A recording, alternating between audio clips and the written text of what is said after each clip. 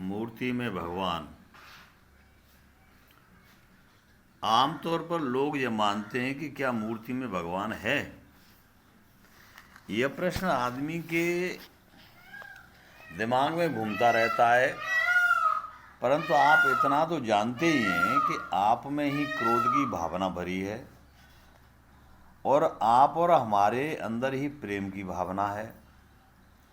आपके भीतर जीवन के सारे रहस्य छुपे हुए हैं।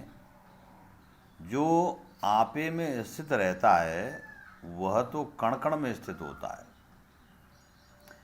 आप जानते हैं कि मेरा पिता ऐसा है, तो क्या फोटो विशेष तुम्हारा पिता है कि नहीं? आप अपने पिता की तस्वीर को पहचान लेते हैं।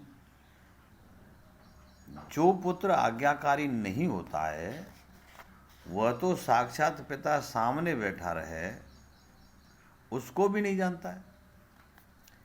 आपका विरोध ही आपका सबसे बड़ा शत्रु है। आपका प्रेम ही आपका सबसे बड़ा मित्र है। जैसे पत्थर में आग छिपी रहती है, उसमें भी प्रकाश होता है, किंतु दिखता नहीं है। रगड़ करने से प्रकाश प्रकट हो जाता है। जैसे कि विवाद से वाद सफल नहीं होता, वाद से विवाद हट करके सफलता मिलती है। जब ईश्वर आपके घट में है ऐसा आप जानते हैं तो सब ईश्वर है ऐसा आप जान सकते हैं। जो चीज़ तुम्हारे ज्ञान में न हो वह बाहर ही दिखाई नहीं देती है। जो खुद को मानता है वह ईश्वर को भी जानता है। जो जानता है कि मेरा पिता परमेश्वर है तो वह अच्छा पुत्र है। लोगों को शक क्यों होता है? यह एक सवाल है। इसका उत्तर है कि लोग पिता को न देख करके अपनी दृष्टि केवल उसकी संपत्ति पर रखते हैं। वो संपत्ति को मानते हैं, पिता को नहीं मानते, तस्वीर को नहीं मानते हैं, मूर्ति को नहीं मानते हैं। लालच के कारण अंधे हो जाते हैं। जबकि पिता तो जन्मदाता होता है, पुत्र उसका अंश होने पर भी उस पिता को नहीं जान पाता है। जबकि परमपिता परमेश्वर श्री कृष्ण भगवान ने अपने मुख से खुद कहा है कि मैं ही माता हूँ और मैं ही पिता हूँ और मैं ही कोख हूँ तथा मैं ही बीज हूँ। इस संसार में जो भी क्रिया है वह सब हवन क्रिया है। यह नियम ईश्वर का है तथा यह भी कहा गया है कि मैं ही आत्मा हूँ। फिर एक होने के बाद भी फर्क का सवाल क्यों उठता है? यह जो भी फर्क है वह अज्ञान का है, क्योंकि ज्ञान ही अज्ञान हो गया है।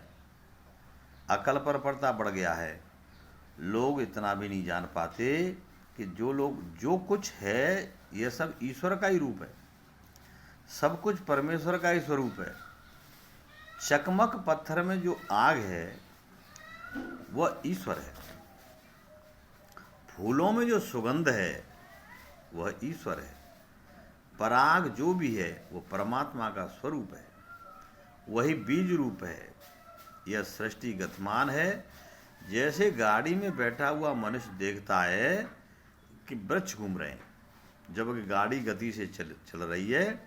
ज्यों ही गाड़ी स्थित हो जाती है तो सभी वृक्ष या मकान स्थित दिखाई देते हैं। इसी तरह से चंचल बुद्धि के कारण ही सब कुछ अस्थिर दिखाई देता है, जबकि हर चीज अपने स्थान पर ही खड़ी है।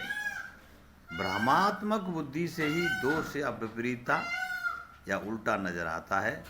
शक संदेह भ्रम से सत्य नहीं भासता है, किंतु दृढ़ निश्चयात्मक बुद्धि से सही नजर आता है। अपनी बुद्धि और मन सही रखें, आपको मूर्ति में भी भगवान दिखेगा, सब जगह भगवान दिखेगा। कहा भी है कि मानो तो मैं गंगा माँ हूँ और ना मानो बहता पानी। और भी कहा है कि मानो तो मैं शंकर हूँ और नहीं तो कंकर हूँ। अपनी दृढ़ निश्चात बुद्धि से मानो कि सब में परमात्मा बैठा है। नमस्कार।